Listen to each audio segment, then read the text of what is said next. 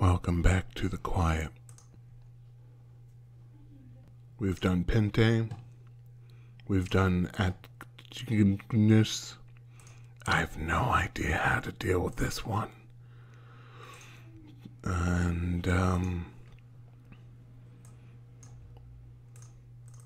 next up is the big one, Anatomy.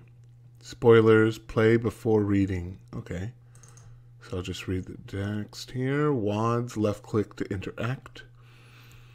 C to crouch. Why would I need to crouch? This is dedicated to Mrs. Shirley Jackson. And a lot of love going to Patreon people here. Mother Crow loves me, apparently, according to this. So, alright. Let's play the big one. Let's play Anatomy. I'm going to turn up the volume because the volume is kind of important here. And I'll just drop it by 5 decibels.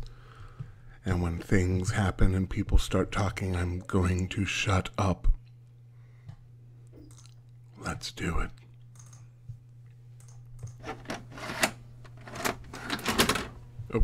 Oh, tapes.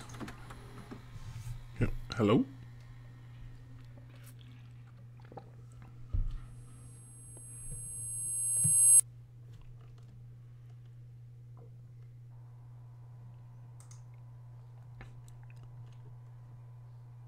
Is this coming through?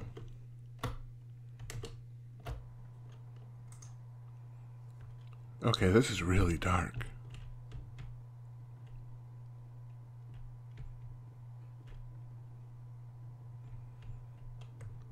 Yeah, it's a house.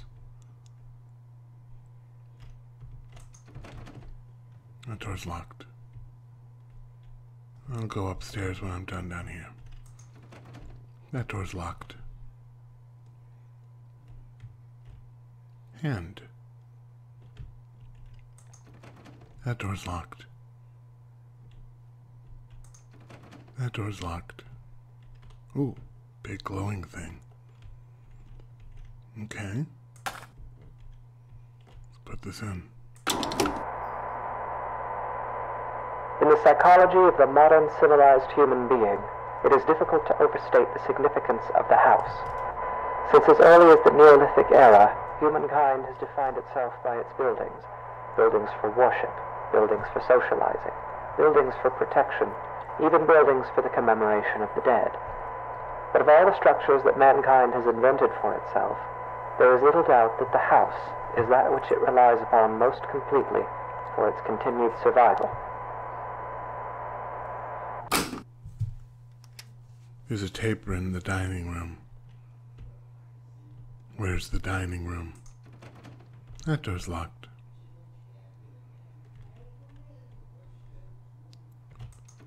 That door's locked. I assume the dining room is going to be on the... That door's locked on the first floor somewhere. Thought we were in... Well, we were in the kitchen. Oh. This door's open. This must be the dining room. I see. Well, let's grab this tape. It's a very pretty tape. I need a pencil. The house is one of the key elements that separates modern humanity from its more primitive antecedents. No other creature goes to such lengths to create lasting, permanent shelter for itself, nor regards said shelters with such reverence and import. Why do human beings of our modern age foster this tremendous sympathy toward their homes? There are many reasons, of course, but perhaps it is due in some small part to seeing them as a reflection of ourselves. There's a tape in the downstairs bathroom. Downstairs. Oh, I am downstairs. Okay. Is anybody else seeing this shadow kind of stretch out? Maybe it's me. That door's locked. Now it's just a question of where the downstairs bathroom is. I love you, dining room. Ah, the downstairs bathroom.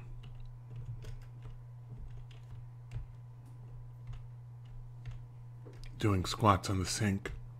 I don't know why.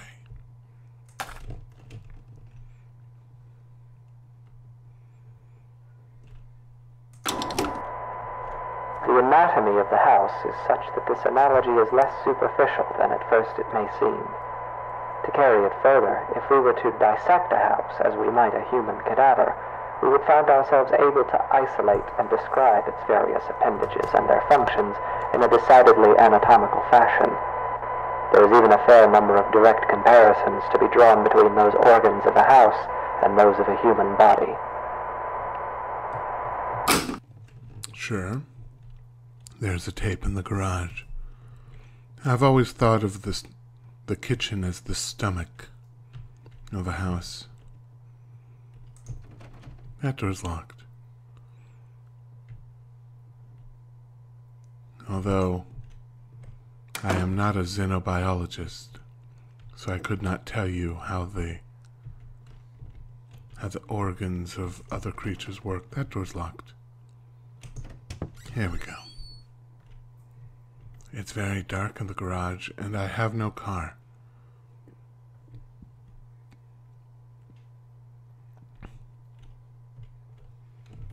Dude, washer and dryer. This house is the best. Oh, here's the tape.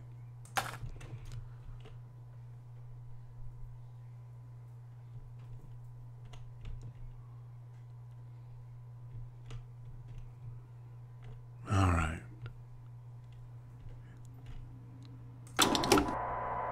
For example, let us examine the living room. Often the dominant space of a house's ground level, as well as typically the center of activity in a well-populated home, the living room is very much the heart of the house. While a human heart circulates blood to oxygenate the body's extremities, the living room circulates people, activity, communication. It is the room most likely to be found beating, as active and vivacious as its name would imply. The comparison is only strengthened when we consider also that the living room is most commonly the room to contain the fireplace, making it additionally a locus of actual physical heat. There is a tape in the living room. We can get to the living room quicker through the dining room. Ah, I can see it glowing on the table. Oh, the entertainment center. Ooh, couch.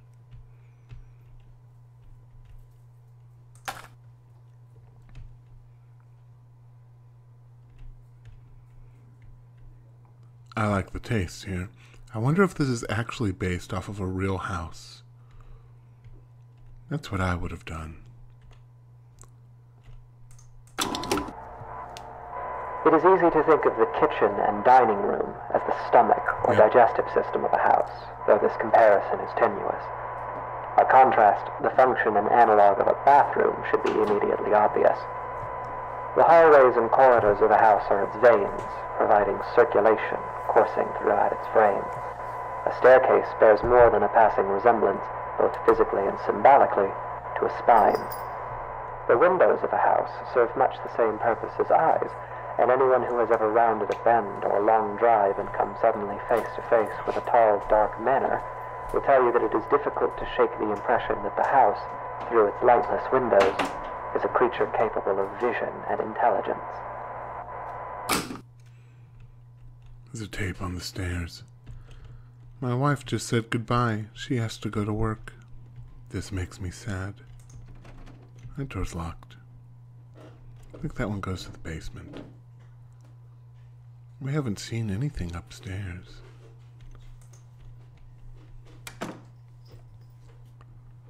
I know I passed by it. Stop yelling at the screen. It's impolite. That door's locked. You know, hallways are relatively new construction. Mostly rooms just sort of roll into each other. Have you ever been to a... I can almost reach it. Yeah. Have you ever been to like an old-fashioned Southern manor? It's there are hardly any halls anywhere. The bedroom is perhaps the room that most eludes direct comparison in this fashion.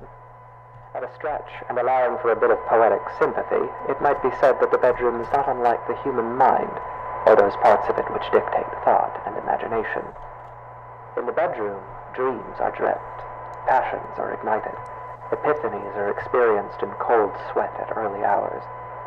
In the bedroom is where people invariably spend the majority of their time, though comparatively little of it whilst conscious.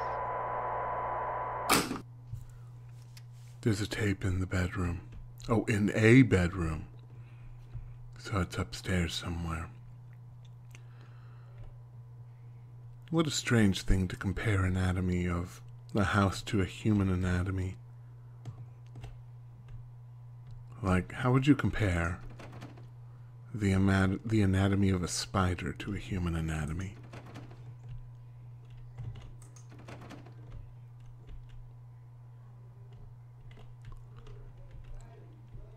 Which part of the human anatomy makes web?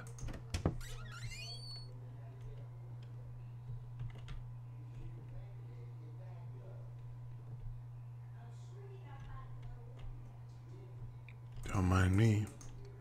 Thinking about buying.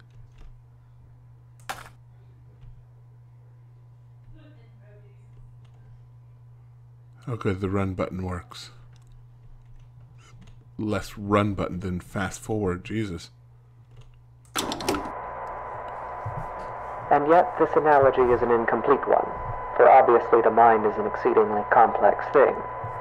If the bedroom represents the thinking, dreaming part of the brain, then it is the basement that represents those lower, unconscious parts. The basement is dark. It is buried. It is a place full of cobwebs where memories are stored. A poignant comparison, truly. Often the unnerving uncertainty that comes with considering the deeper aspects of the human psyche is not unlike gazing down at the swimming blackness pooled at the bottom of a basement stairwell. It is a place we spend our childhoods filling with monsters that will lay for years in patient silence. It is a place that, barring some specific errand, we seldom ever want to go. There's a tape in the basement. Sure, let's go in the basement.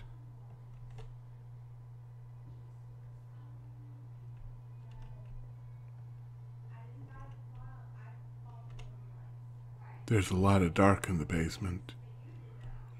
My basement was small when I was a child, and full of water. Oklahoma has a high water table, so basements are rarely a good idea. So what you end up with a lot of the time is just a flooded basement. You need to follow the wall, it's very dark. It had 2 rooms. I don't know what either of them were for.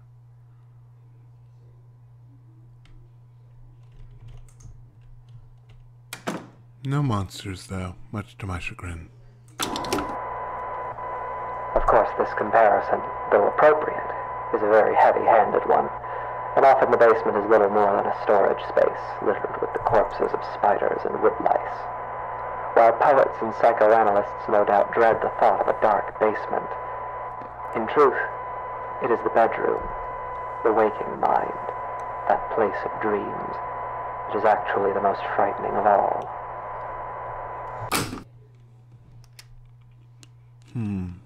There's a tape in the master bedroom. Woo! Okay, wow, that's really fast.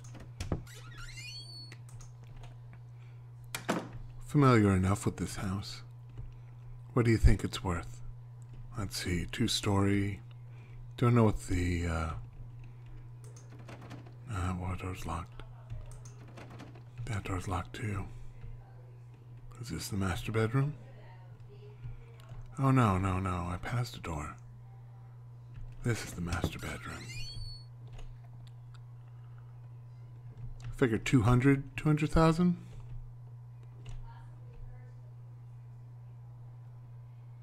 There's no furniture, so it comes with a little bit of furniture, but not a lot. And black mirrors. No, what? Was that there?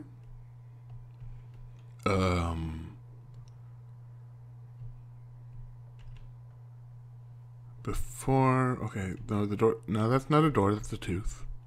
The whole tooth, and nothing but the tooth. I've seen that painting. There's some more teeth, teeth. I'm getting a feeling that this is the tooth room. It is here, in the bedroom, that we are at our most vulnerable. Each night we shut our senses to the world for hours at a time, trusting in the house to keep us safe until next we wake. In this state of extreme vulnerability, we will spend something like 20% of our lives. Anything might stand beside us, watch us, keep us company until dawn, and we would never perceive it. We can only pray that the house will not let such things carry on as we sleep. In this way, during these hours, the bedroom seems less like a mind and more like a mouth. For it is here that the house is most likely to betray us. It is here that we place ourselves most at the house's mercy and spend each night hoping that it will not bite down.